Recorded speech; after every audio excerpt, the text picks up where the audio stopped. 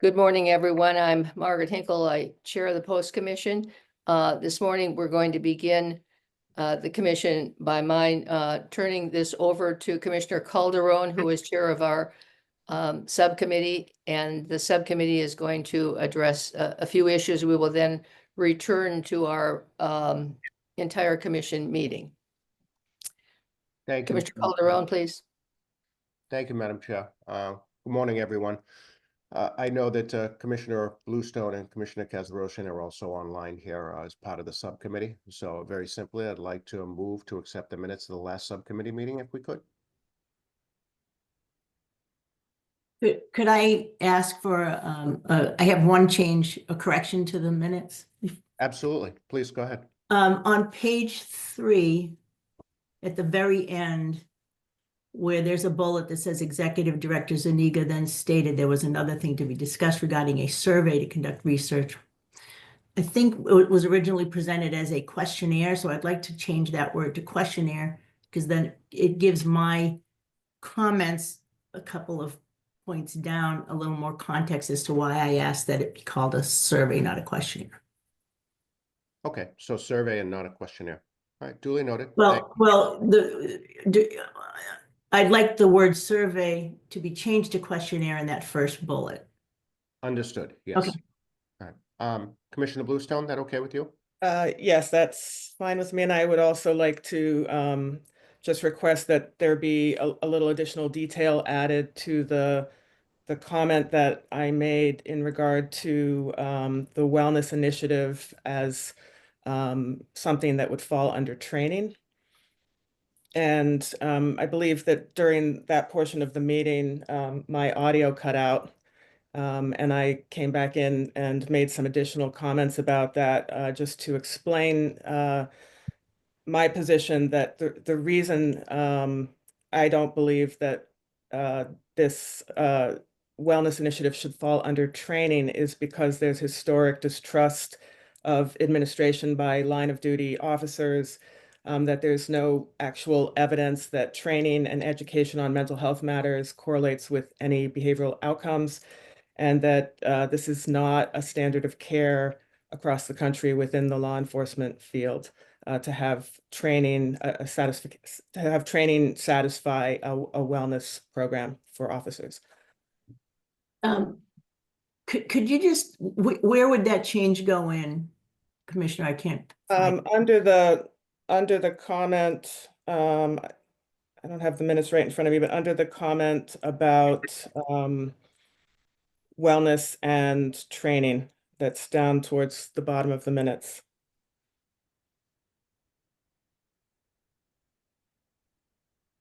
Commissioner Kasrosian, are you okay with that? I'm just trying to find it. Okay. Yes, I'm okay with that. Okay. As well am I. Any other changes by either commissioner? Otherwise, I'm fine with it if we want to move it forward.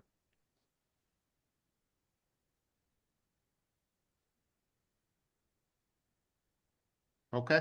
Seeing no more, then I think we're good. One of the two of you want to make the motion? I'm just looking to move the minutes. One of you make the motion and we'll go forward. I'll so move that the minutes be approved. As amended, yes, I agree. Excellent. As well as I. Okay, it's unanimous. Amended motion to accept the minutes of the last meeting moves forward. Thank you. And I'll turn it back over to the chair, please. Do we have to adjourn? Yeah, Commissioner, if I may, there's a second item on the agenda for the subcommittee, and that is to delegate to you the approval of the future meetings minutes of this meeting, so that we don't have to do these again, essentially. So, Mr. Director, correct me if I'm wrong. So we need a motion to have acceptance to give us that authority, correct? That's correct. We need one of the other commissioners to move that, to delegate the authority to approve the minutes of today to you. So we did that. Yeah, we're looking for a new motion now to delegate this meeting's authority. That's right. Forward, that's right. These meetings minutes. Okay. Do one of my fellow commissioners want to do that? So moved. Second. Excellent. I agree. And if we need a motion to adjourn this subcommittee, do we have that? So moved. Second, Honey? I'll second. Okay. Now, as long as we've done anything correctly, then I will turn it back over to the chair. Correct. Thank you very much, Commissioner Calderon. Welcome. Members of the public, we welcome you to our 58th public meeting. Let me begin and now officially declare our meeting open, and let me begin by a roll call of commissioners in attendance. Commissioner Baker, please. I think we heard, members of the public, that Commissioner Baker would be in attendance in just a few moments. I am here, Madam Chair. I am present. Thank you. Commissioner Bluestone, Good morning, I'm here. Commissioner Calderon, Present, good morning. Commissioner Crispin, Good morning, I am here. Commissioner Hall, Good morning, present. Commissioner Kajrosian, Good morning, present. Commissioner Luma, Good morning, present. Commissioner Talley. Morning, present. All 9 commissioners are present. We obviously therefore have a quorum. And let me at this point seek a motion from one of the commissioners to approve the minutes of our November 21st, 2024 meeting. Is there such a motion? So moved. Is there a second? Second, Thank you. Commissioner Baker, Yes, Commissioner Bluestone, Yes, Commissioner Calderon, Yes. Commissioner Crispin, Yes, Commissioner Hall, Yes, Commissioner Kajrosian, Yes. Commissioner Luma, Yes, Commissioner Talley. yes. And I also approve. They're unanimously approved. Let me now turn to our executive director's report. Enrique, please. Thank you, Madam Chair, and good morning, commissioners. I will start my report as I usually do by sharing my screen in a moment. Can everybody see that? Can everybody see this? Thank you. Again, I will start my report by acknowledging the sad passing of an officer since our last meeting. Endicott College Police Sergeant Jeremy Cole was driving home on Thanksgiving morning after leaving his evening shift. Sergeant Cole was killed after his vehicle was struck head-on by a wrong-way driver on I-95.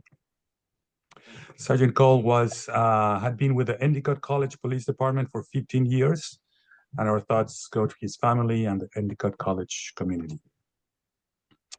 On a very different and welcome news, I want to mention that Rick Rathbun was appointed yesterday to be the new executive director of the MPTC. We are familiar with Rick and his work, given his prior position as the executive director of the Massachusetts Police Accreditation Commission. Rick has been an influential voice for good policing in general and police reform in particular. He's also been a collaborator and friend of Post. So congratulations to Rick, and we look forward to our work together. On to my report. I will provide an overview of the major milestones of 2024. The next few slides are taken from a larger presentation that directors and I provided recently at a all staff meeting. And it's also a summary of what we will be describing in our annual report. I will also give you an overview of major initiatives for 2025, and then turn it over to Eric Rebello-Pradas to give us a finance and administrative update. During 2024, we saw a continued effort in hiring, although at a slightly lower pace. We welcomed Commissioner Eddie Crispin and added 12 staff to Post, which is a slight decrease from 2023 when we added 14 staff, and a further decrease from 2022 when we added 18 staff. We are currently 49 employees, hiring for additional 4 positions. And the next budget, which Eric will preview shortly, is asking for 7 more positions. So we can see that the hiring pace is slowing, but we are still in growth mode. On the certification side, 2024 was the year of less certifications. Officers with last names Q through C are the smaller group compared to the other 2/3 of the alphabet. That total was just shy of 6,000 officers. In addition, we certified approximately 2,000 officers who graduated from academies throughout 2024. The certification team has leveraged all kinds of functionality within our tool to make improvements in reporting, tracking of officer history, which will also enable us to do more analytics and continue improving on the quality of our data. This year, we also had 7 meetings of the subcommittee on certification, not counting the one we just had a few moments ago. The committee was created for the purpose of examining and making recommendations regarding the new process of certification. The committee received a lot of public comment and had thorough discussions about modifying regulations to tackle the topic of determining the character and fitness of individuals, as well as the ongoing topic of maintaining physical fitness and behavioral health in a non-punitive, resource-conscious way. We expect to continue to bring those topics to the Commission for further decision, because that new certification process is fast approaching. This year, we also rolled out a new website, and we have seen significant increase in visitors to our website and the length of sessions when they come and visit it. The average number of monthly sessions that the last website received was around 8,000 monthly views. And by the way, that 8,000 average includes an outlier month of 25,000 views last September of 2023, when we first released the disciplinary records database. Now, those averages have increased by a factor of 4, with our current averages, monthly averages, around 40,000 views. It's also worth mentioning that individuals visiting our new website are staying there longer compared to previous months, given that there is more content that we believe is also more engaging. Earlier in 2024, we rolled out a new agency portal to submit information to post. This was a major upgrade from the email system that we had in place at the very beginning. Although most of that effort in building and deploying the portal took place in 2023, in 2024, we continued to make enhancements to manage and review the information submitted, and the reality is that we got a lot more information submitted. We also communicate and instruct agencies on the requirements for information submission via this portal, and those deadlines and requests for extensions happen via the portal as per the regulations. Also, in this part of the year, we migrated and released a lot of additional records related to what we termed the catch-up project, the 2023 catch-up project. These were records submitted to us in real time after the historical disciplinary records had been submitted, but before the portal was open. That time frame was mostly in 2023, and hence this name of 2023 catch-up project.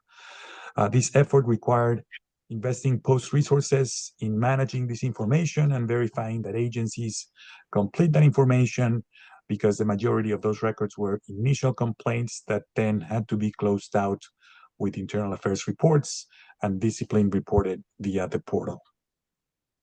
We also moved to a monthly release and update of our disciplinary records.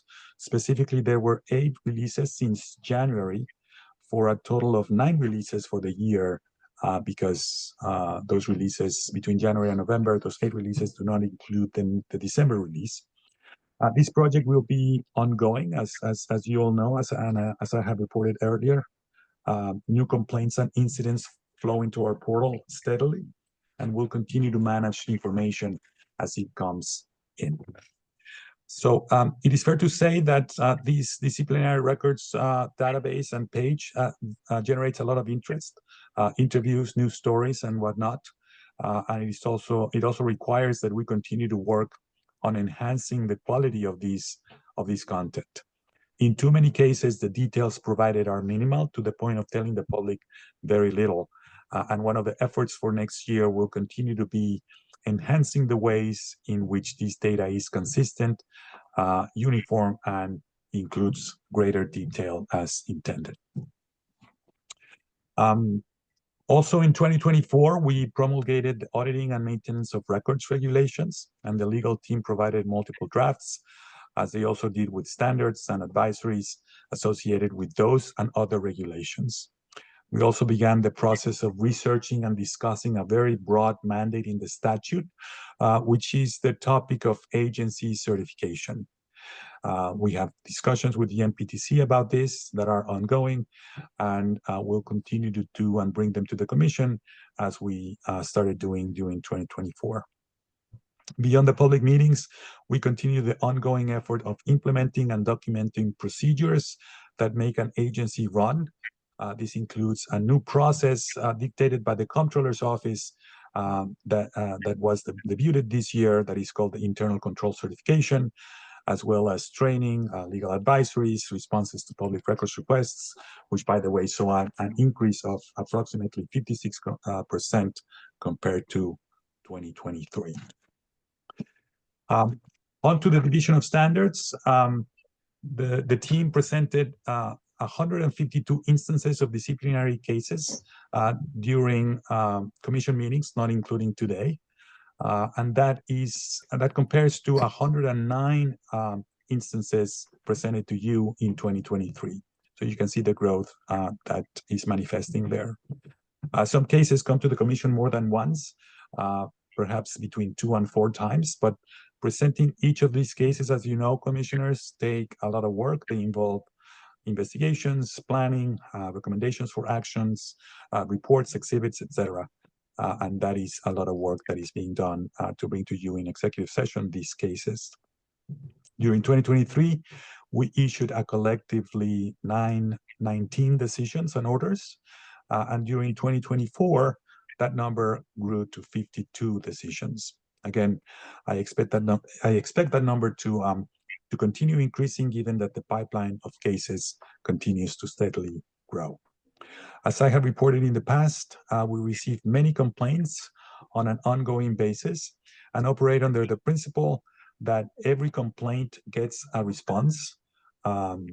That means that we have a busy team of people analyzing those complaints as they come in and asking for additional information where necessary. In recent months, we receive an average of 30 complaints from the public and 10 reports from the agencies on a weekly basis.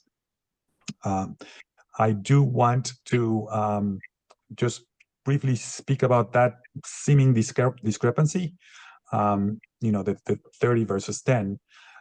For one, not every complaint or report comes at the same time. Oftentimes, the public complains first to the agency, so it is possible that lately we have had a lot of those complaints already submitted to us, but furthermore, by agencies. But furthermore, it is also quite possible that some of the complaints that we receive are agencies also receive them and are treated as a minor matters by those agencies, or are not received by agencies.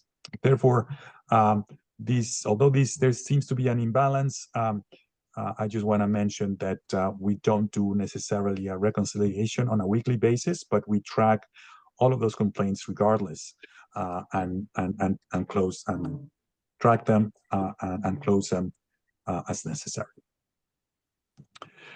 I'm going to move on to what we believe are the major milestones for 2025. Although the staff has accomplished a lot, as you briefly saw, there is much to be done. We expect that there will be an increase in cases that the DOS, the Division of Standards, brings to the Commission for consideration. We currently have 77 cases currently open. And just for reference, we closed 78 cases attributable to the period between November 2022 to November of 2024. So that is 4 years, 78 cases. We have a year, we have 77 cases open.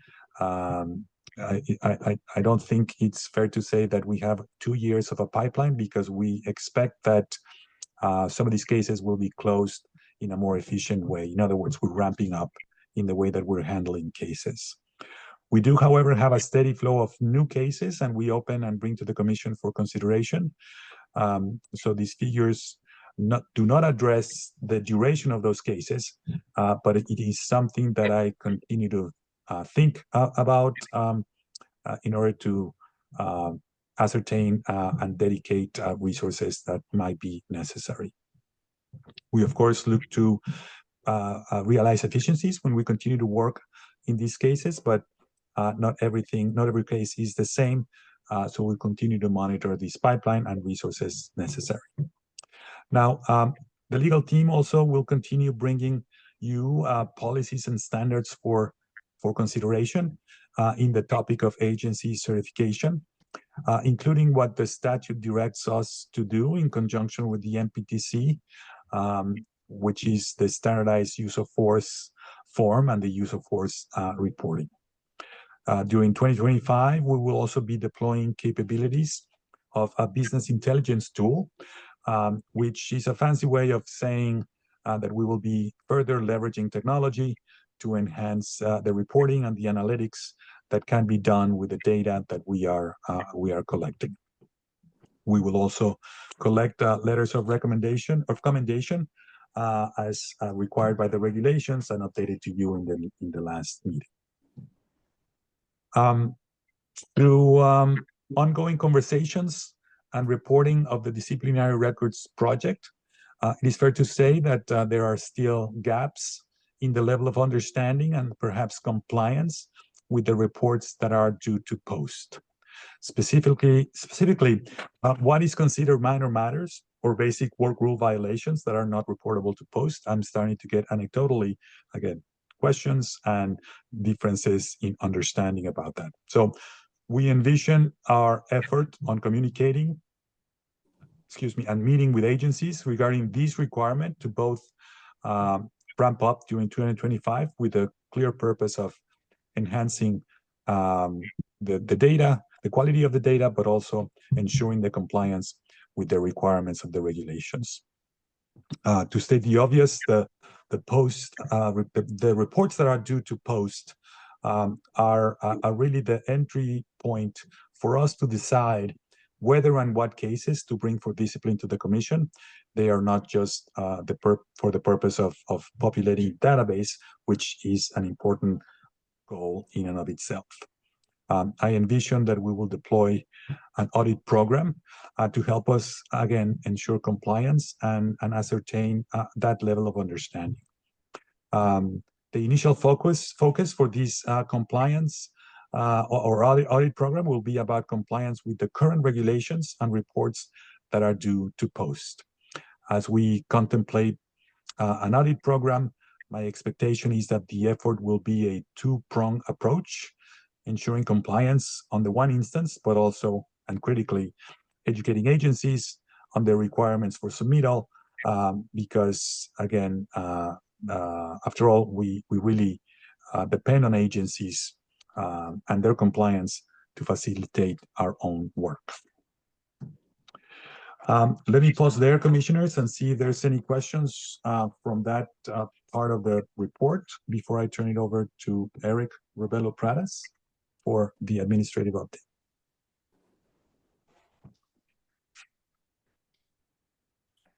Seeing none, let me, Eric, I can continue driving the presentation. Yes, please. Thank you, Enrique. All right. Good morning, Commissioners. As you're aware, a memo was distributed to you last week discussing the Commission's FY26 budget submission to A&F. While post is independent, an official submission must still be made to A&F, as it is the governor who kicks off the budget this season in January. The memo was provided in advance of this meeting in order to prepare you for the ultimate vote on the numbers that submitting for FY26. Now, the table that you see before you here displays our budget numbers for each spending category with subsequent totals. Now, the build-up to FY26 starts with the current year's spending plan, the green column you see there on the left.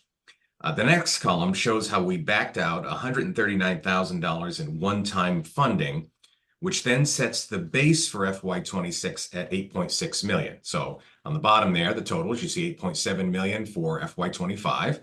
Minus the 139,000, and that gets you to the 8.6 million. So that's your base that we're using for FY26.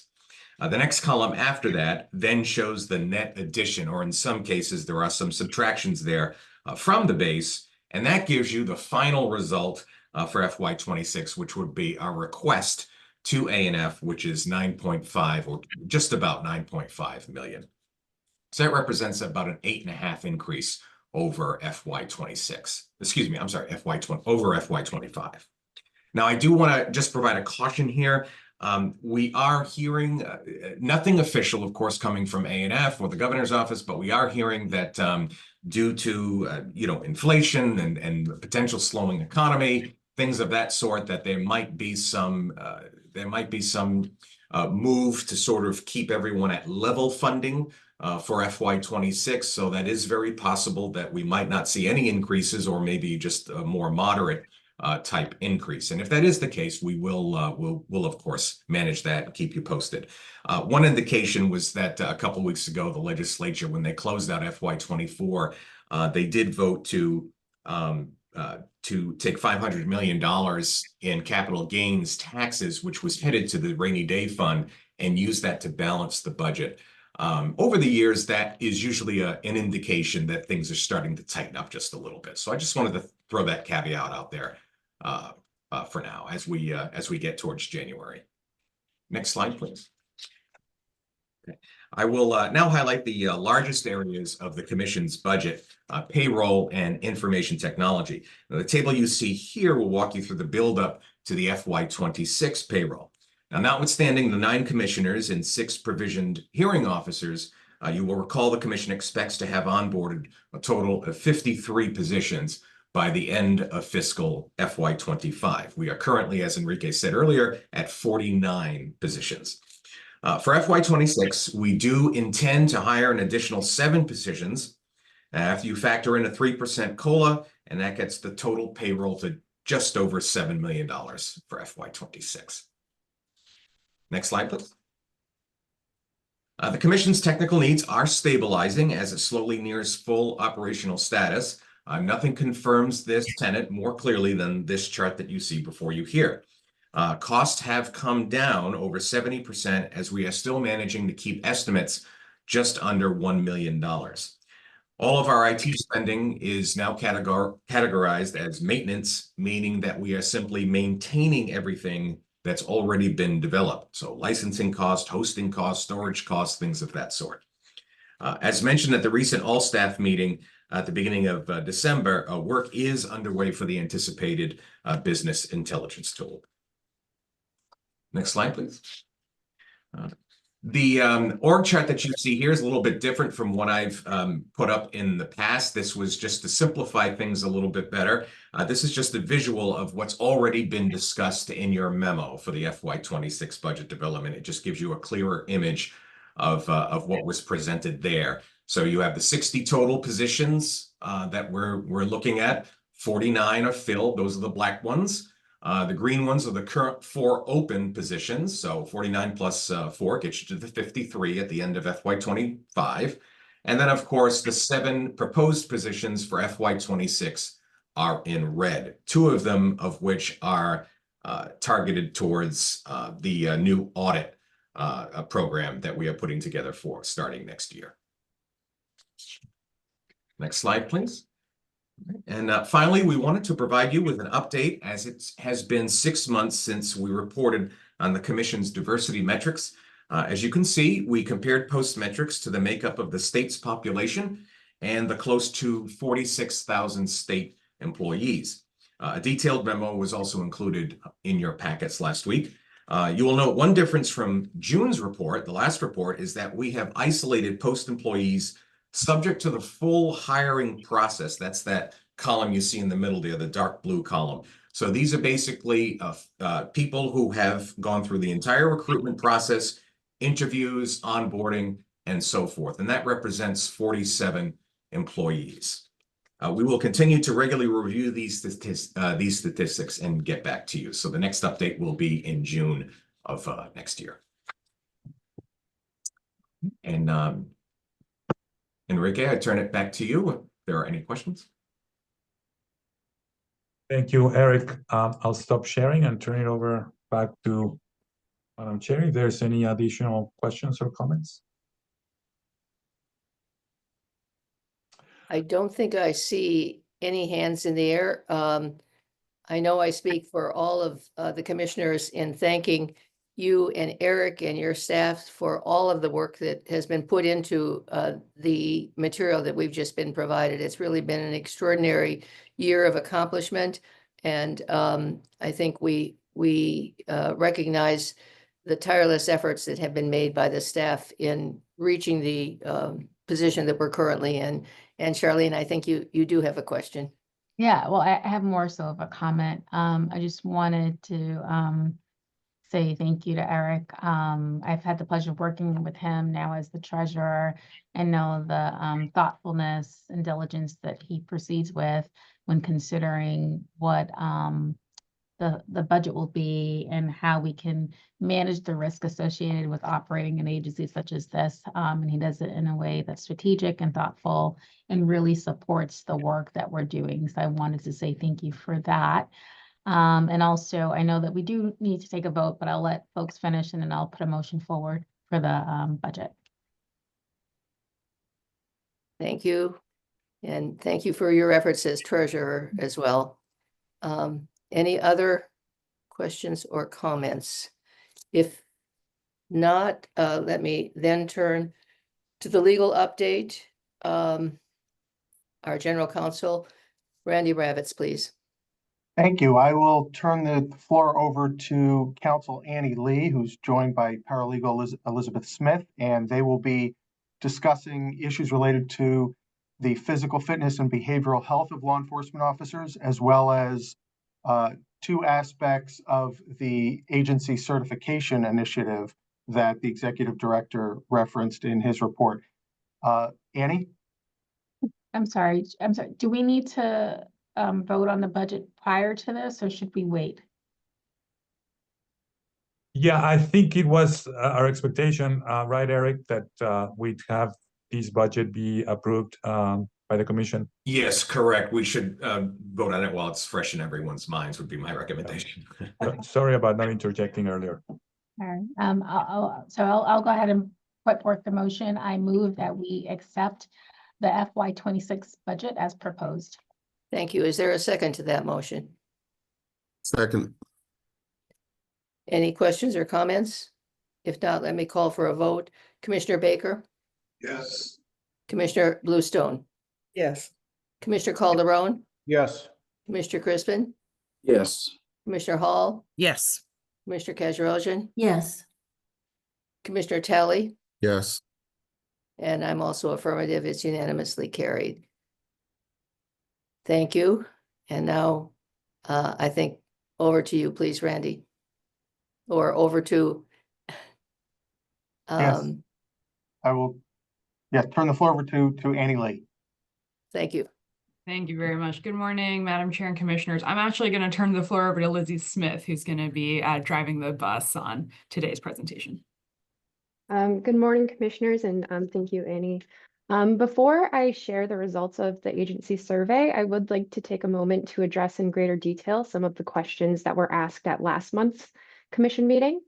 The first question was, I believe, from Commissioner Talley about research showing the difference between health and fitness levels between the first time an officer is tested and the next time. So like Counsel Lee and Executive Director Zuniga said at the last meeting, there's overwhelming research that suggests officers' health and fitness tends to decline throughout their career. So there's multiple longitudinal studies comparing officers' physical fitness tests at graduation and like mid-career. And there were significant differences between the pre-test and the retest. And the study that I cited in a memo that I'd be happy to share with commissioners if they're interested, actually recommended mandatory annual physical fitness testing and greater opportunities for exercising during work hours to prevent a decline in officer physical fitness. The next two questions were posed by Commissioner Baker, I believe. The first question was how states presented during last meeting were funding the testing mandates. So in Connecticut, the Criminal Justice Policy and Planning Division has a grants unit that plans and appropriates federal and state grants to enhance law enforcement agencies and invest in their development. In New Hampshire, the cost of medical certification and physical fitness testing shall be the responsibility of the officer unless that testing is paid for by the employer or another source. Lastly, in Maryland, it appears that the onus is on the departments to fund the evaluations and provide additional mental health resources to officers. For example, one agency had submitted a memorandum and report to the county's Office of Legislative Oversight to request dedicated funding for health and wellness resources for first responders. So overall, there is great variation among the states in how they fund these mandates. The final question concerned collective bargaining agreements in the other states and whether testing mandates were included in those agreements. So the short answer is yes, they seem to be included in the agreements. There's a database maintained by the National Conference of State Legislatures that indicates in at least 42 states and the District of Columbia, law enforcement officers are granted the right to collectively bargain their terms of employment with their employers. The 7 states that do not explicitly recognize the right to collectively bargain are Louisiana, Mississippi, Alabama, Tennessee, South Carolina, North Carolina, and West Virginia. So I would like to caveat this by saying in the states that do not have statutes governing the matter, the right of law enforcement officers to collectively bargain may vary by local jurisdiction. So overall, most bargaining agreements vary by town and department. And like I said, I have written a brief memo outlining what I went over in greater detail, so I'd be happy to share it with any commissioners should they be interested. So at this point, Commissioner Calderon. Thank you very much for being so thorough and keeping us involved in every step of the way. But could I ask you, could you just send that to all the commissioners? That way we have it and everybody sees the same document. Sure. Thank you. Commissioner Baker. Same question. I want to make sure that I got it and I wanted everybody to have it as well. Everything, it's a lot of work you did and I appreciate it. You basically echoed the things I've been saying over the past year and I'd appreciate the documents. Appreciate it. Thank you. Yeah, I'd be happy to share it with all the commissioners after this meeting. Commissioner Crispin? Yes, just real quickly. I know there's a statute on the books already as it relates to physical fitness standards. I know most agencies have never called for an implementation of that. Is there a sense as to whether or not that would meet our needs, the things that we're discussing currently? Hi, Commissioner Crispin. I'm happy to answer that question. So the statute that you're referring to is a 1987 law that sort of essentially required for all civil service officers that they essentially take the PAT, the physical abilities test, I believe every 3 or 4 years, and it was supposed to be administered, or HRD was supposed to require this, and it was supposed to be administered at the academies and through municipalities. But I believe there was an issue with funding, and so it was never required. We've internally sort of discussed with MPTC whether it'd be feasible to get HRD to start enforcing this law. We understand, though, that it was there was so much of a process of not only getting that law passed, but then also in the pushback, but also in the post Commission's creation, that in order to sort of have HRD essentially revive or start enforcing that law, it would require an immense amount of coordination, starting with the governor's office and then going through ANF and then HRD. And so we've talked about it, but at least sort of in the time crunch that we have, which is sort of recertifying officers with last names A through H by July 1st, 2025, that it might be most expedient to just focus on what the post commission can mandate and what it can do to sort of leverage available MPTC resources.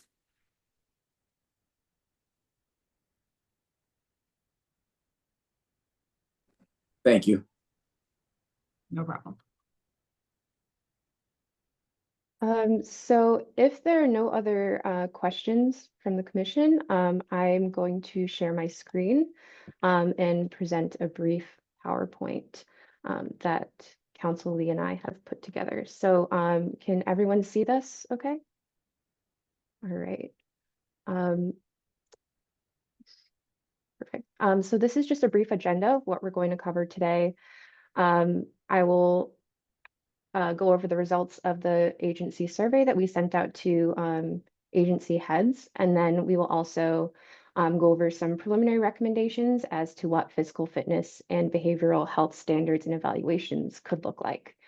At this time, we are not seeking a commission vote. However, the commission may consider these recommendations as it moves forward with the officer recertification process. So this is just an overview of how we sent out the survey.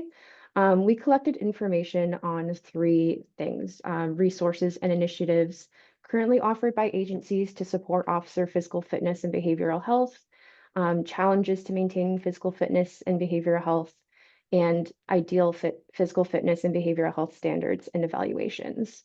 The survey was developed with the MPTC with input from other commission personnel and from varied backgrounds. Agencies were given a month to complete the survey. It was sent out on November 6th with responses due by December 6th, and all survey questions were optional. So overall, we had great participation. The survey, we had a total of 213 agencies complete the survey. As you can see from the chart included on the slide, the agencies that responded vary in size. Most seem to be small to mid-sized with between 30 and 100 officers. And as I continue through this presentation, I'd like to remind commissioners that the survey was split into two sections, one focusing on physical fitness and the other on behavioral health. So this presentation will mirror that by first going over the results of the physical fitness questions and then followed by the behavioral health results. So this slide summarizes agency physical fitness requirements. Of the 213 agencies that responded, 180 or 85% do not have physical fitness requirements for incumbent officers.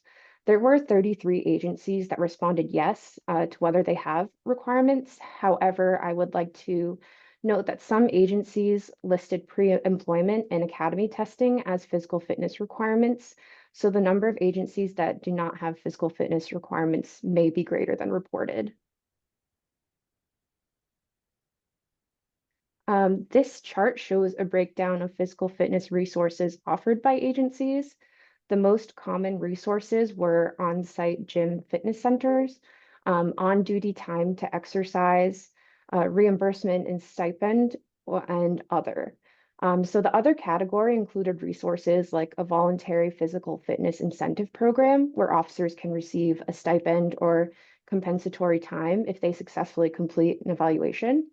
Memberships to fitness centers reimbursable through employee health insurance plans, and certified trainers with organized workouts available to officers.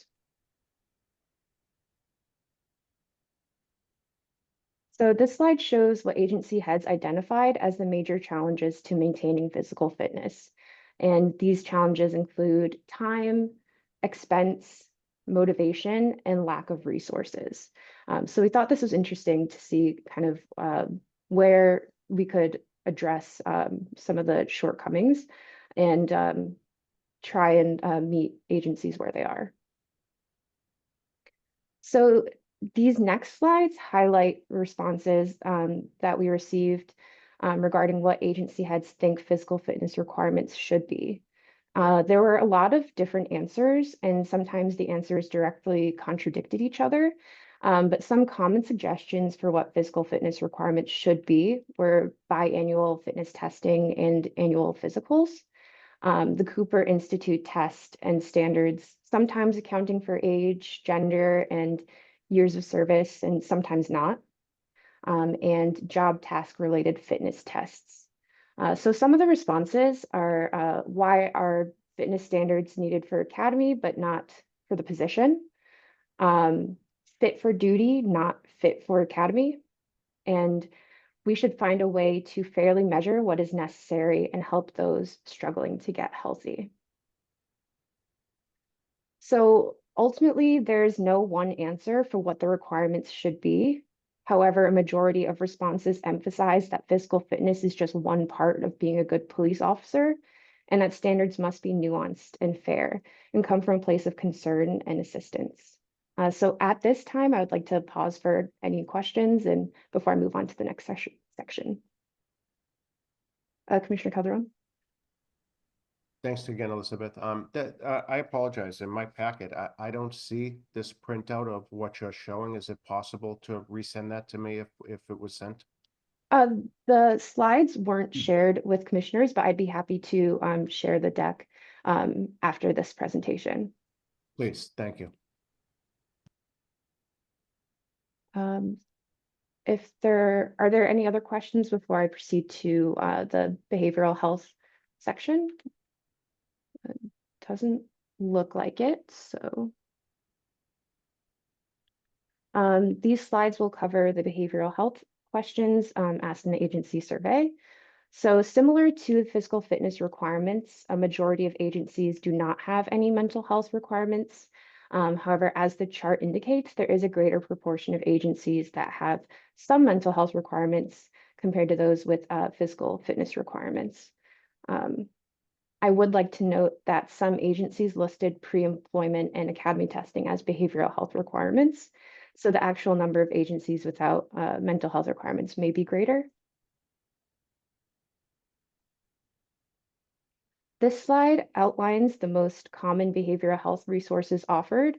They were 174 agencies reported to offer referrals to the Employee Assistance Programs, or EAP. 173 agencies reported offering critical incident debriefing, and 86 agencies reported offering a co-response model, which is a collaboration between officers and mental health professionals. This is a summary of barriers for officer access to behavioral health services. And the most common answers were stigma, time, post-commission and police reform, and expense. We included the option for post-commission and police reform because we know that officers are worried that seeking behavioral health treatment may have negative job-related consequences. One chief wrote, "The post-commission has made a chilling effect upon the officers because of the fear of being decertified as a police officer. I now see more and more officers are less forthcoming about their mental health and stress levels because of the post-commission. They are fearful of being decertified due to mental health related issues such as PTSD." Another chief wrote, "There's a chilling effect with the post-commission and behavioral health among the police officers. They fear they will be decertified by the post-commission if they come forward with a mental health issue. In the last 10 years, we, meaning chiefs, have tried to remove the stigma of asking for help. Now, with the advent of the post-commission, officers have a new fear of coming and asking for help." So this slide highlights the responses that we received for what behavioral health requirements should be.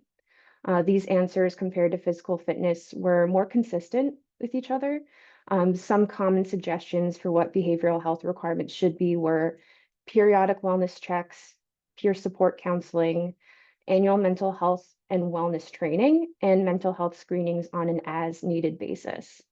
So some of the responses that we received are, "We need real, meaningful mental health training for police officers taught by officers that have real life experiences with mental health." And a yearly overview of mental health resources available to officers needs to be addressed. The state and post-commission need to take the mental health needs of officers as its highest priority. So regardless of what the ultimate suggestion was, There is a common recognition that officers' behavioral health is significantly impacted by the job. The responses shared a common sentiment that behavioral health has historically not been a priority, and that for officers to want to proactively take care of their behavioral health, there has to be a change in culture. Part of that change in culture must come from the Commission, through supporting and empowering officers to take care of their mental health rather than penalizing those who seek help by decertifying or suspending them. So we are offering some preliminary recommendations that the Commission may consider as it moves forward with the officer recertification process. And Lizzie, just before you get into those recommendations, I just want to note for the commissioners that these recommendations are informed by the answers that we received from the chief survey, as well as from our discussions with MPTC. We do plan on sending out a similar survey to union leadership very shortly. A copy of the questions are included in your packet. And so we anticipate that we'll be coming back to you with refined recommendations once we have survey responses from CBU leadership. But for now, these are sort of preliminary recommendations just to get you thinking, and these are informed by what we learned from the chiefs. Thank you, Annie. Thank you. Commissioner Crispin? Sorry, you're muted, I think. Yes, sorry about that. Was there any attempt to look at the correlation between on-the-job injury rates and mental and physical fitness? I know there's a police officer who just did his master's thesis on this. He seemed to draw a correlation between the two. So we didn't do any research into injury or job-related injury. We really focused on current resources and challenges, but we did have a number of agencies reply saying that they are open to follow-up communications. So that's something that we could ask people in another round should we want to go that direction. Commissioner Luma? Yeah. Thank you for just your report out. It's really helpful information. I'm wondering, and maybe not in a survey, but maybe in discussion, are there any agencies or departments that feel that they're doing these two things well in regards to, either assessing for how well somebody's doing physically or along the lines of behavioral health? And I'm wondering if they recommended any best practices. It seems like, a lot of folks are using EAP services. A lot of folks are doing debriefings, which I think are part of the best practices. But I'm wondering, is there an agency department out there that feels like they're addressing both of these concerns or issues well? Yeah, so in the survey, there is a question asking what resources agencies have found useful. So we didn't include a summary of that in this presentation, but I'd be happy to share that information in a later memo if commissioners would find that helpful. Thank you. Commissioner Bluestone? Yes, thank you so much. That survey is wonderful. The amount of feedback that we got, for me at least, is very unexpected. And you did a wonderful job kind of pulling that all together and drawing those conclusions. And I guess I would just say that, as a psychologist that has worked in the courts and in corrections, and now currently in my practice with law enforcement officers and other first responders who are dealing with PTSD, I cannot agree more with the feedback that this needs to be one of our top priorities. The behavioral health for officers is such a critical issue. And we know that up to 90% of our line of duty officers will go on to develop PTSD within 10 years of being on the job unless we do better. I think that I would just like to kind of highlight, though, that the results of the survey really kind of indicate that some of the resources that we have, that chiefs say they are using, things like the critical incident debriefings with the peer support network, using an EAP where officers have face-to-face contact with hopefully a culturally competent clinician, and the wellness visit where it's a one-on-one visit between an officer and a trained clinician, often with the assistance of a peer support person. That 30% of the responding chiefs say that those are the resources that they are using the most. And so I'm a little bit concerned that if we simply stop at this notion that we will provide some training to people through an educational program, and we'll teach them about PTSD, we'll teach them about the suicide risk of being in this profession, that will somehow result in any meaningful change. So I'm very uncomfortable with the idea that we would move towards something like an exam to determine if someone paid attention in their class, or a checklist of resources. I really think, and I really want to encourage my colleagues, that we need to do so much more here, and that we need to look at the resources that are being used, that are for law enforcement, by law enforcement, and really encourage departments to use those resources and build up those resources within the system, and not stop with just training as meeting this requirement, but really look at how can we actually provide help to a group of people that are very, very much in need of this kind of support and need to not feel like it's a stigma to reach out for help.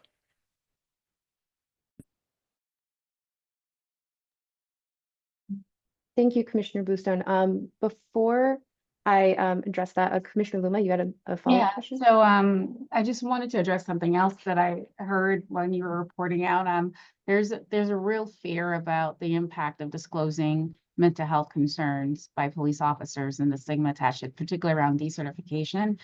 So I think that's important feedback for us to consider. I think what it's telling us is that there needs to be more education about kind of the realities of what could cause you to be decertified when it comes to managing or struggling with a mental health concern or issue, because it's not accurate, right? We're not going to just strictly decertify somebody just because they're struggling with a mental health issue.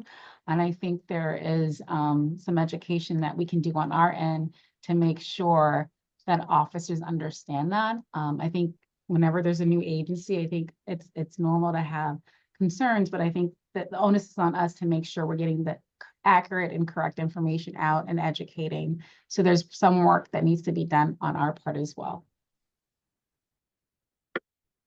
Thank you. I completely agree. And I think one of the other sources of feedback that we received is not only it's also walking the walk. So we have to make sure that officers we follow through with what we say. So, educating them on the commission's decertification process and disciplinary process is important, but also showing them that it truly, this isn't to punish them, but it's really to help them. So back to Commissioner Bluestone's point, these suggestions are really just kind of a step in the direction of a more formal recertification process. This isn't the end all be all, but because the recertification, the next round of recertification is happening in July of 2025, we do need to have something in place for officers. So I agree that there needs to be a systemic change, but that can't happen overnight. And so we want to be sensitive to cost and a realistic timeline. So that's kind of what Commissioner Bluestone, I think you. Yeah, no, I recognize. I mean, I recognize the realities of what we're trying to do, and sort of why these recommendations are coming forward in this way. I just think we can do better than this, even with the timeline that we're looking at, and this idea of really addressing the stigma.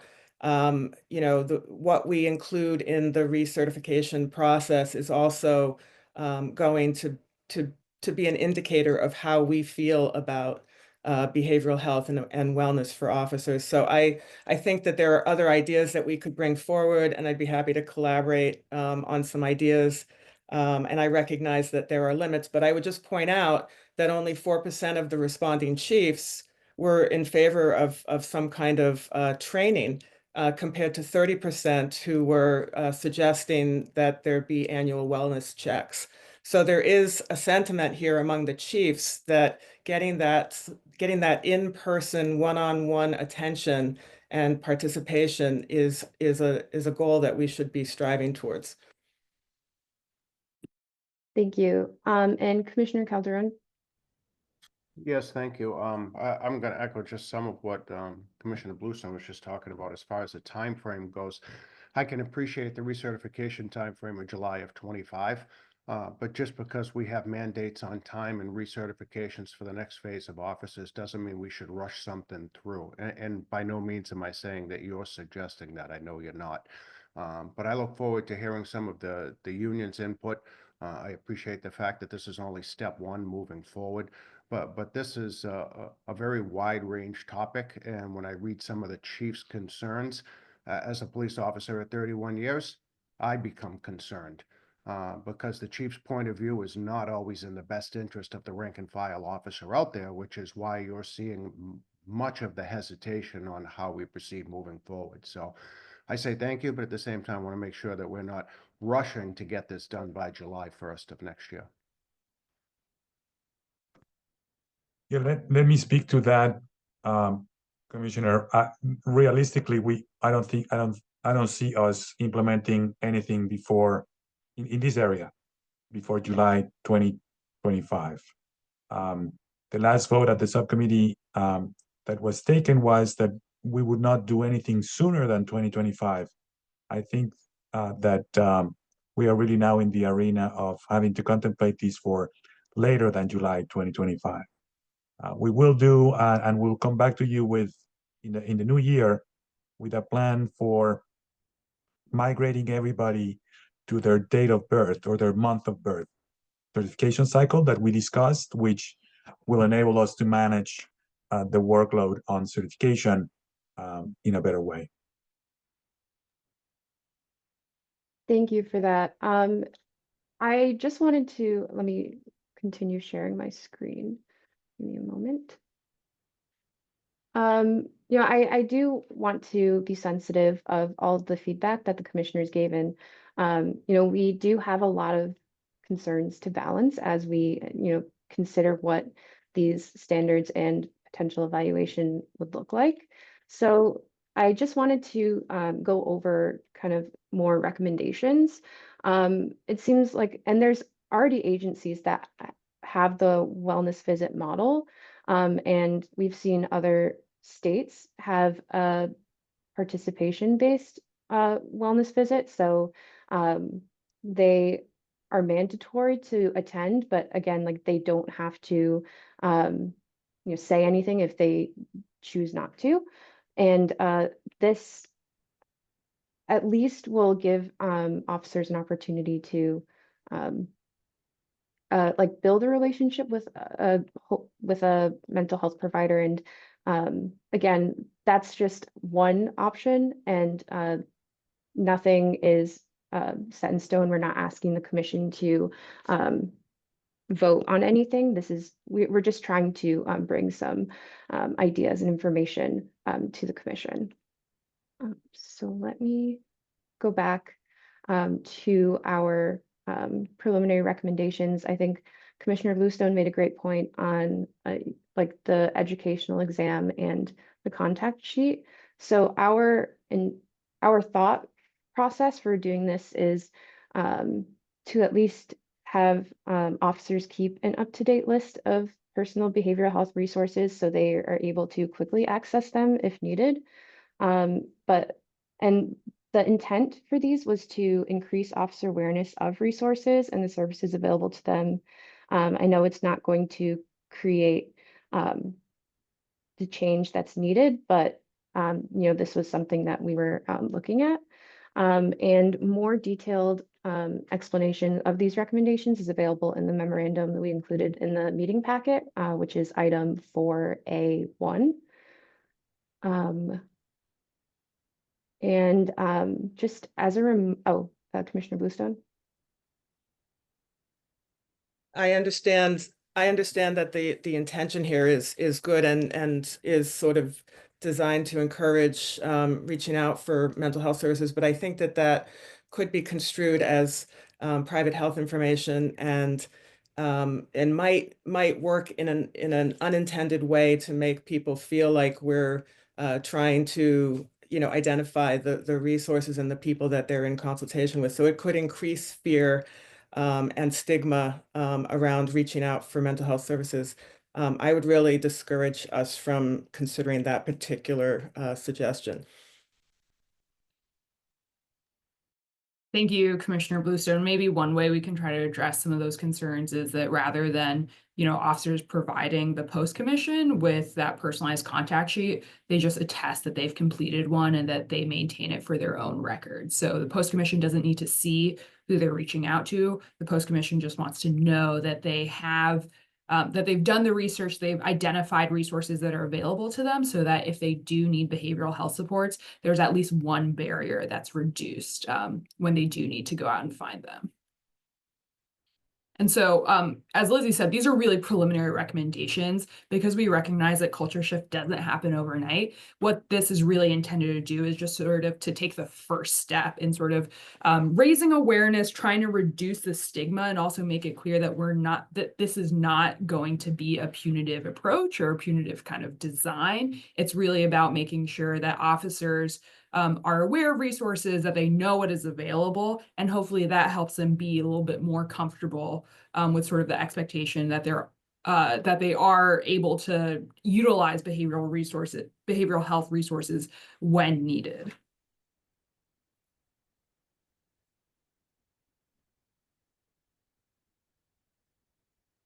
Commissioner Bluestone, did you have a follow-up question? Yeah, I don't mean to belabor this point, but I really kind of need to say this, I think. How would you feel if you were being asked as part of your job to provide a list of your behavioral health resources? I mean, just think about that. I know I would feel very uncomfortable with that. It would feel patronizing. It would feel insulting to me. So I recognize again that there's a good intention here, but I really feel very strongly that moving forward, even with that as a suggestion, is going to work against our goals. Thank you, Commissioner Bluestone, for that suggestion. I will say that sort of idea came out of sort of thinking about kind of the parallel for just the medical sort of, or health insurance really, right? So a lot of health insurance plans require you to have a primary care provider. So for example, if you're part of a PPO, HMO, you have to have a PCP, even if you don't necessarily visit them. The idea being that when you do need help, here's someone that you can go to and they can provide that help. And so I think that was the same idea, right? Was essentially, here is the backup plan, right? If you need behavioral health supports, here's at least sort of a plan of different folks you can reach out to. We're absolutely open to your feedback that this can sort of maybe not work the way that it's intended to. And so to that end, we're very open to your feedback, any ideas for how we might actually, what might be effective and what might move the needle forward. Because as you said, nothing should stop the commission from trying to make substantial change and meaningful progress here. And so to the extent that you have specific ideas or suggestions, not just you, but any of your colleagues, we would love to hear those. I need to intercede here. I thought we were presenting only the results of the survey. We were not prepared to discuss the policy question implications that flow out of that. So I think there's been a great discussion. There's a natural tendency to kind of like try to get to what the policy question that emanates from the preliminary findings. But I think I would like to suggest that we table this discussion to be better prepared and positioned for that kind of discussion at a future meeting, perhaps even at the subcommittee level, which was the initial intention to take this matter. Commissioner Calderoni. Thank you. And I hear the executive director and probably agree with him that we're putting the cart in front of the horse. But my initial raising of my hand is I very strongly agree with Commissioner Bluestone as well, and where we've opened this discussion up, and I know that we, again, echoing what the ED just said, maybe we're not prepared to discuss it, but we have been discussing it. So I want to make sure that I go on the record as well that I back Commissioner Bluestone in this. I'm not quite sure why we would put it on the officers to know and then document or give what availability is out there for services. I would think that chiefs, departments, the post maybe, we should be putting out there, hey, these services are available should you need them, and to ask people to share their behavioral health or their medical records in any way, shape, or form, whether it's this profession or another, will be taken as extremely offensive. So I want to make sure that I agree with Commissioner Bluestone in that. And again, I know you're in a tough position, Elizabeth, you and Annie. This is not what was intended for discussion, but it's a healthy discussion and it should be had. So thank you. Thank you. And just to avoid any confusion, I just want to let you all know that, again, these are preliminary recommendations. We weren't asking the commission for a vote or to make any decisions. Now, this is, like Enrique said, presenting the results of the survey and kind of just getting the ball rolling. So, I just wanted to clarify that. Just that was the end of the presentation. So if any of the commissioners have any questions or comments, please feel free to share them. And also members of the public and law enforcement community are encouraged to share any feedback to this email address, postccomments@mass.gov. So thank you.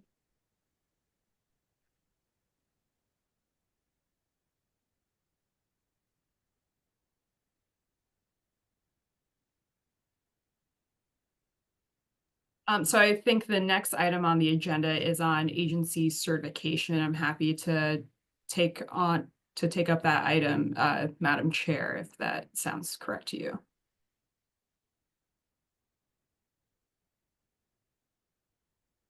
And so I'm going to share my screen. All right. So today, with respect to agency certification, I'm planning on reviewing 2 matters with you.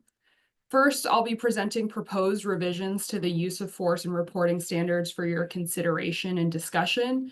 I'm not seeking a vote or preliminary approval or anything of the sort today, because as I'll get into greater detail, we're still receiving feedback and there's a lot to digest here. The second item that I will be presenting on is the draft code of conduct standard.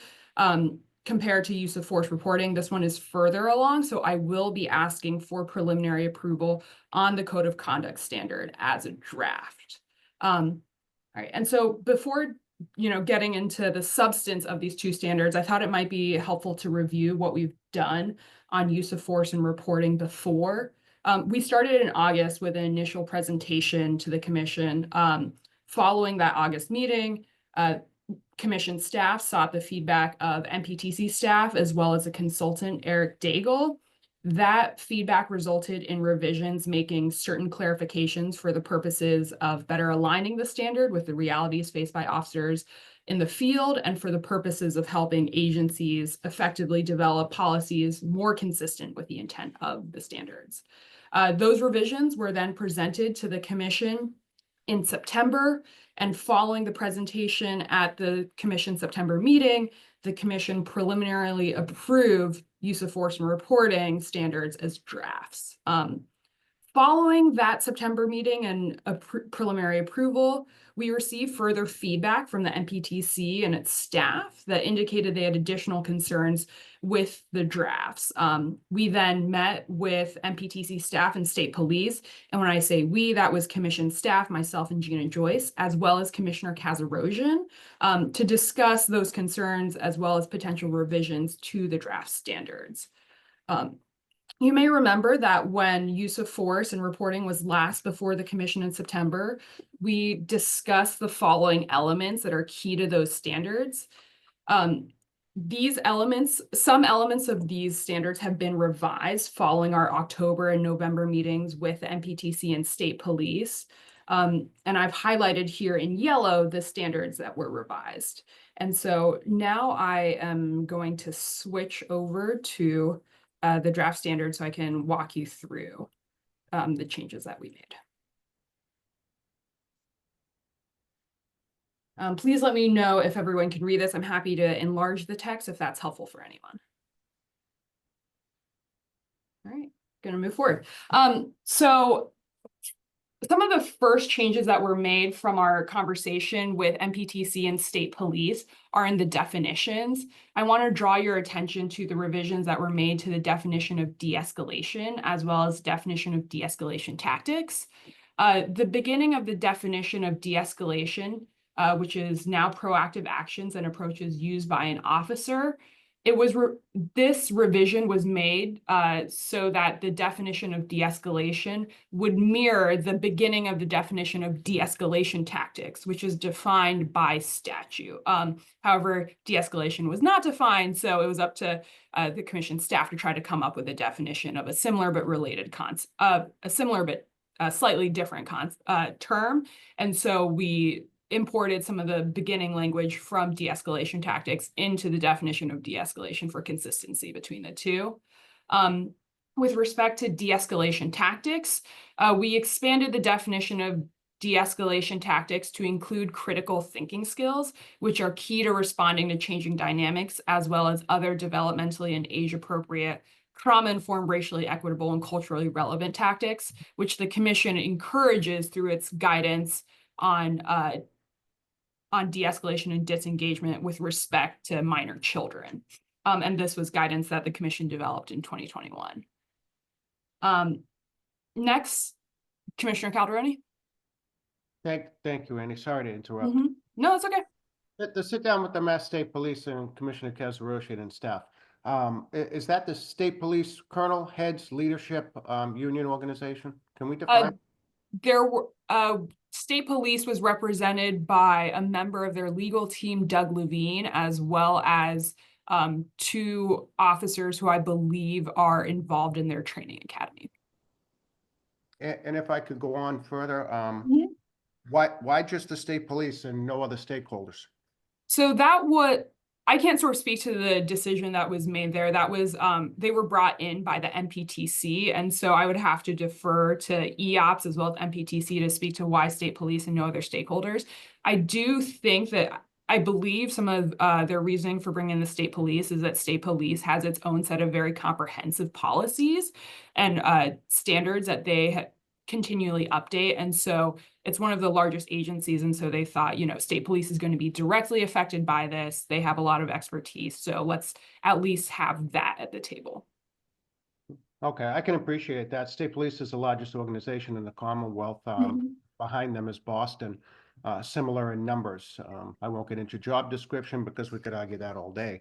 But when it comes to stakeholders, I think more than just the state police need to be at the table if they're going to weigh in on what proper procedures, policy, de-escalation, and the definition of such. We have to take into consideration all of the 351 communities around the Commonwealth, not just what affects the state police.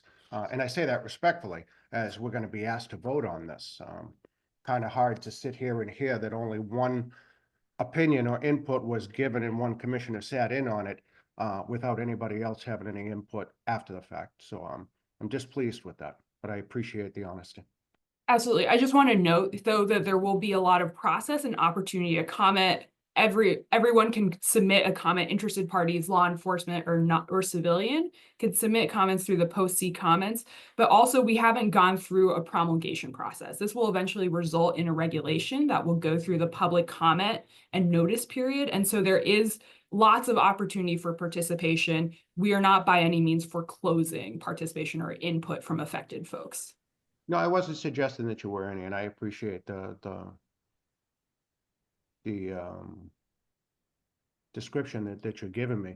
However, the initial onset seems to be that none of the other communities or departments around the Commonwealth had any knowledge there was an opportunity to sit down and formulate these initial regulations, terms, suggestions that are coming forward. We're only finding out today in a public meeting that certain stakeholders were at the table and everybody else was left out. So although there is going to be plenty of time to move forward, I'm very strongly putting this out there because I can tell you that I will probably get many a phone call now about being left out in the initial process. So again, I know it's not your fault. I just want to make sure I'm on the record stating what my phone is already blowing up and sure I'm being told. Thank you. If I may, Commissioner, the meeting that Annie is describing has us in the context of our collaboration that's required for the MPTC on this topic.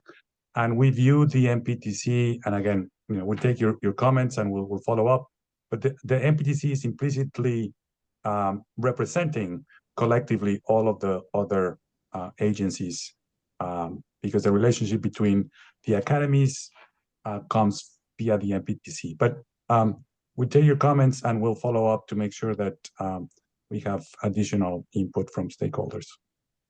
Thank you, sir. Thank you, Enrique, and thank you, Commissioner Calderoni, for those comments. All right, and so turning back to the revisions, which are again just presented for discussion, nothing is final, there's no vote for preliminary approval or anything of the sort. The next substantive revisions are to the key principles here, and so this is the 1A, the first 3 items here. Consistent with best practices, we added one principle, so this is 1A. This is a best practice that comes from the Police Executive Research Forum in their guiding principles on the use of force. We included sanctity of life and bodily integrity as a key principle that should guide officers in their use of force. We also received feedback that the terms dignity, respect, fair, and unbiased appeared subjective because those terms were not defined. So in order to sort of clarify that these terms in the use of force standard refer to the same concepts that are present in the draft code of conduct standard, which we'll discuss later, and the draft code of conduct itself draws from the IACP standards of conduct and code of ethics. Those terms are not defined in those contexts because those terms are commonly understood in those specific contexts. And so where those terms are used here to foreground certain principles from the draft code of conduct standard and IACP standards and code, the key principles were revised to include citations to the draft code of conduct standard to make that clear. The next revision is here. You notice here that we struck this language about including a sub-policy concerning de-escalation, and that was done to integrate de-escalation into the very fabric of use of force. De-escalation is the key complement to use of force and is statutorily required to be attempted or deemed infeasible prior to the use of force. And so we revised the standard to make de-escalation a part of the use of force standard rather than a sub-policy. So that way officers and agencies don't have to flip between 2 documents. And it's clear that when agencies or officers are directed on use of force, de-escalation is an expectation where possible. Next is to the next revision came to the direction to use de-escalation tactics.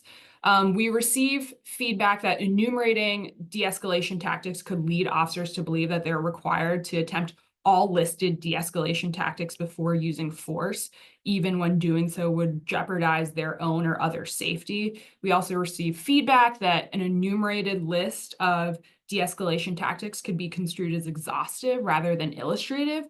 And so therefore we removed the list and articulation of de-escalation tactics from the standard to remove any potential burdens or perceptions of the same concerning use of force tactics or de-escalation tactics, sorry.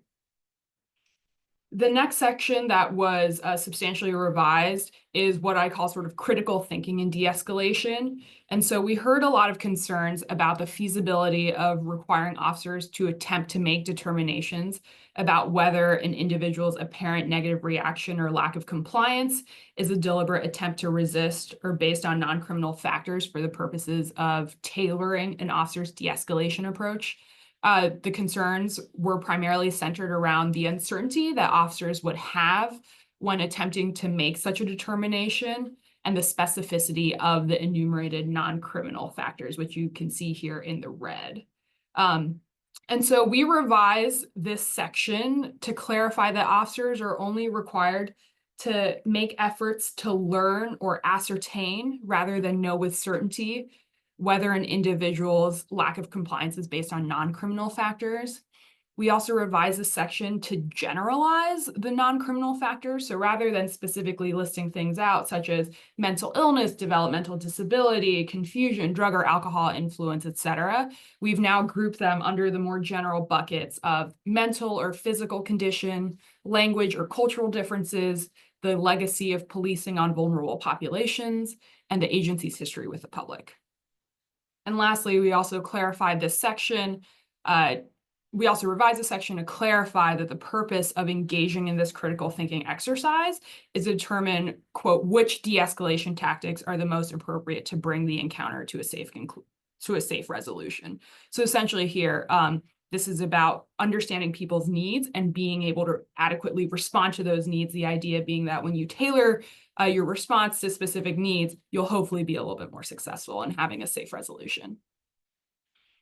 The next revision that was made, and you'll see this consistently throughout the regulation, is that we previously called for sub-policies on certain items based on concerns that some agencies, and in particular your smaller agencies, would not have the capacity to develop sub-policies on certain matters, such as use of force devices and mass demonstrations.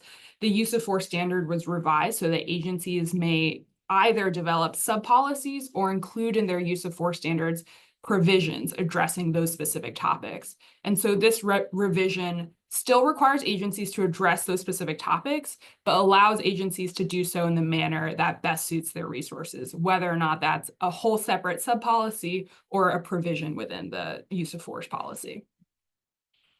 The next revision comes in use of force devices, which is this new section, which is this new section K here. Members of law enforcement noted that there are many situations in which officers are called on to draw their weapons, such as when approaching a vehicle late at night. Officers noted that when they do so, however, they're not pointing their weapons, but instead are keeping the weapons at what is known as the low ready position.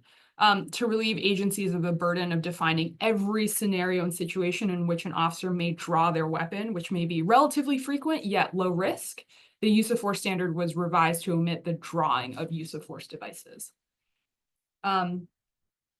We also the next revision comes in this end section, which is about ceasing the use of force. To account for the biological delay between processing new information, such as when an individual stops resisting, and reacting accordingly, such as stopping the use of force. The word unreasonable was added so that officers are directed to stop using force without unreasonable delay. The next revision comes to use of force reviews, which is at this section here. I believe that's a new section S. I'll note there is a clean copy of this draft standard in your packet just because there have been so many substantial revisions, if that's easier to follow. But on this section, we made two revisions here. The first is that we revised this so that, it's actually at this T section, apologies. We revised this so that the agency, rather than supervisors, are directed to conduct reviews, and that reviews are to be conducted periodically rather than routinely.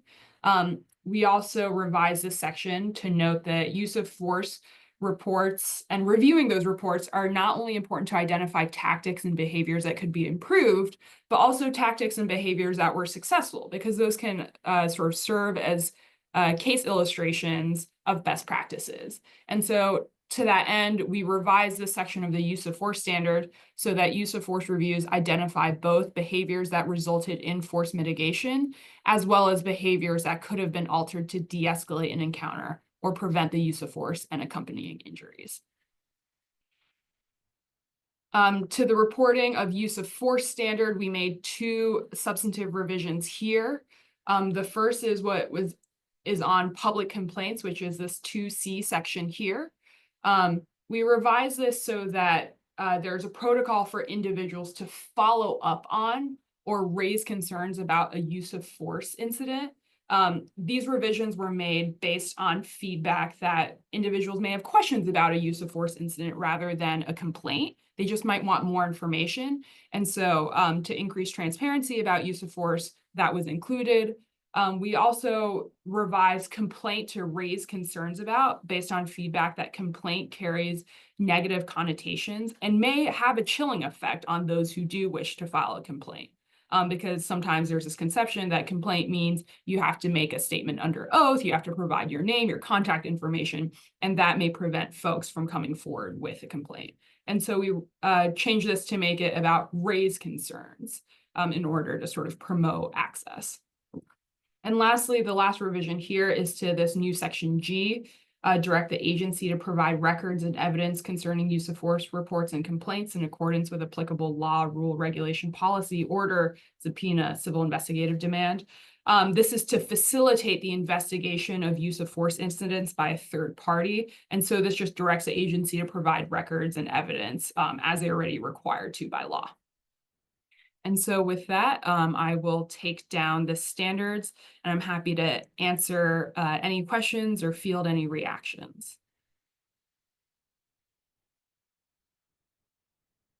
As I said earlier, I'm not seeking a vote or preliminary approval because we still have work to do on this topic. The MPTC took up these standards during their meeting yesterday, and they indicated they would be interested in further revisions to 2 sections.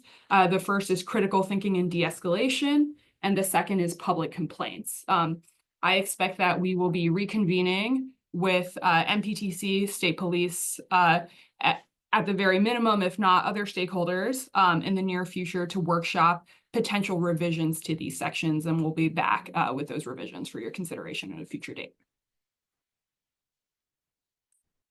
All right, seeing no questions, or Commissioner Luma? Yeah, this is, well, thank you for your presentation. This is slightly different from what we're discussing, but related. So you mentioned that some agencies may not have the capacity or resources to develop sub-policies or provisions. And I was just wondering, for those agencies, is there a resource that provides them with some technical assistance to support them in developing those policies? Is it MPTC? Is it the post? How do they kind of get that level of support? So with respect to use of force, the use of force regulations at 555 CMR 13, or not 13, sorry, this is 13, at CMR 6, which is the Post Commission's use of force regulations, actually call on the Post Commission and the MPTC to put out a model policy on use of force. And so with respect to this specific topic, we'll be able to provide that support for agencies to have what will hopefully be a very comprehensive and sort of, you know, kind of cutting edge use of force policy that not only meets the requirements here, but exceeds in some instances. Okay, all right, that's helpful. Thank you. Yep, no problem. Seeing no further questions, I will then move on to Code of Conduct. And so let me share my screen again very quickly. Alrighty.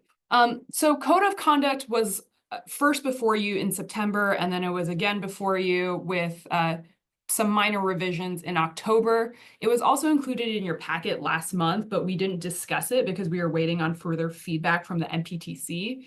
And so just revisiting Code of Conduct, the substance of it, as you'll remember, it was kind of broken down into 3 sections. The first is affirmative obligations, meaning requirements.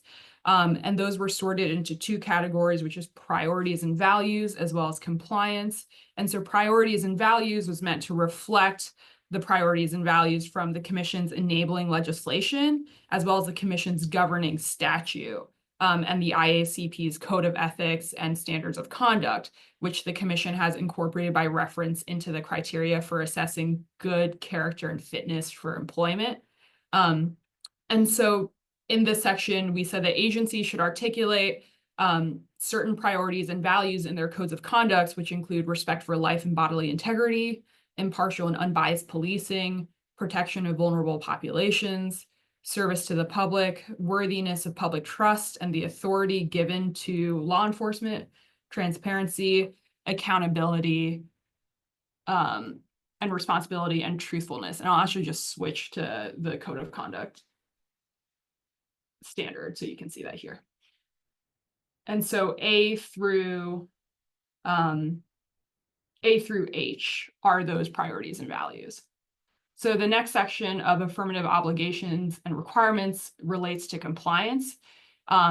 And so to reflect officers' ongoing compliance responsibilities, whether they're set by federal or state law, rules, regulations, policies, orders, agencies should include in their code of conduct policies officers' compliance with the Constitution, equal employment opportunity obligations, training, certification, and any other applicable law, rule, regulation, policies, mission or value statements, and judicial or regulatory orders.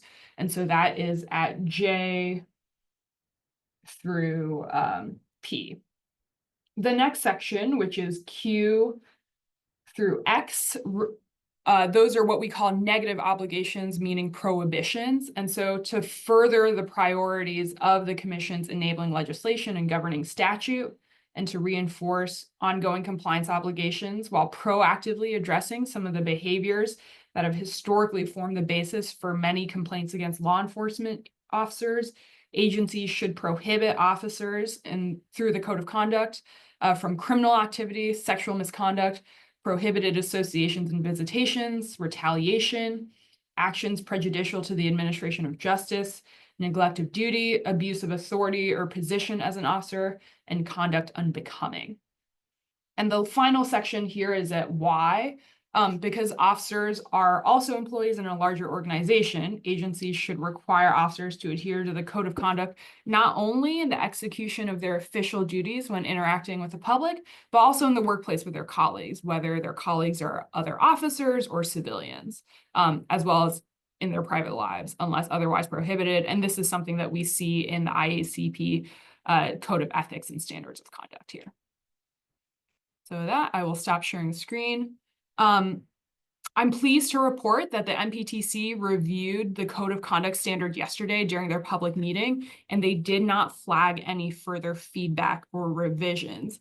And so pending any further feedback or suggestions from this commission, I would ask for your preliminary approval of the Code of Conduct standard as presented and discussed today as a draft. Commissioner Baker. Just to raise one note, and it's something that we see quite a bit now, the conduct unbecoming. And it's not a big flag, but conduct unbecoming in one agency could be a minor motor vehicle accident, and a conduct unbecoming in one agency, in all agencies, could be an officer committing a felony. So just something, I know this is just a draft, but something to just kind of drill down in the future. So Commissioner Baker, I use conduct unbecoming as kind of a shorthand, but in the draft standard, I think we pulled this to try to mirror what the recertification subcommittee approved. We defined essentially conduct unbecoming as action that demonstrates a problem with the officer's integrity, honesty, moral judgment, or character, brings discredit to the agency, or impairs the efficient and effective operation of the agency. That clarifies a lot for me. Thank you. No problem. Commissioner Crispin? Yeah, just wanted to say, again, thank you for bringing that up, Commissioner Baker, because I think those are some of the concerns we have when we talk about minor violations that certain agencies will bring to the attention of post, because what is considered a minor violation for one agency may not be considered one for another. So I would love for us at some point to have a conversation around streamlining what that entails. And even with that definition you gave, it varies from agency to agency. So yes, thank you. Thank you, Commissioner Crispin.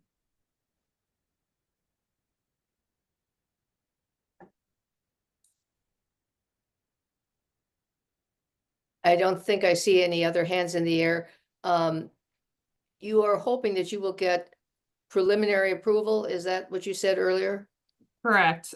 Preliminary approval to sort of preliminary approval of this standard as a draft. And so this is to emphasize it's still very preliminary. Nothing is being promulgated. There's nothing that's effective, but this is more of what I've previously described as this kind of conceptual thumbs up, thumbs down. And so it really enables me to sort of move on and address the remaining certification standards. Thank you. Is there a motion to that effect? I will make a motion to accept the draft, both on the code of conduct and the use of force as preliminary.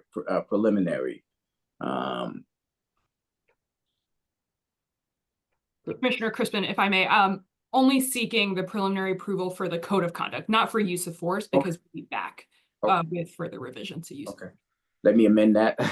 I make a motion to accept the code of conduct as a preliminary draft. I second that. Thank you. Any further comments? If not, let me call for a vote. Commissioner Baker? Yes. Commissioner Bluestone? Yes. Commissioner Calderon? Yes. Commissioner Crispin, you made the motion. Commissioner Hall? Yes. Commissioner Kazarosian? Yes. Commissioner Luma? Yes. And Commissioner Talley? Yes. I also approve, so that's unanimously approved. And I think with that, let me thank the legal department for the presentation that you've given. Randy, is there anything else that you wanted to bring to our attention today? No, I'll just say that with respect to the physical fitness and behavioral health, the public is invited to access the packet that was circulated to the commissioners before the meeting, which will be available on the commission's website. And that describes some of the proposals that were mentioned. And of course, really puts those in context that these are just thoughts for consideration to get the conversation going. And with respect to agency certification, I want to thank Council Lee. As you know, she's been presenting on this since June of this year.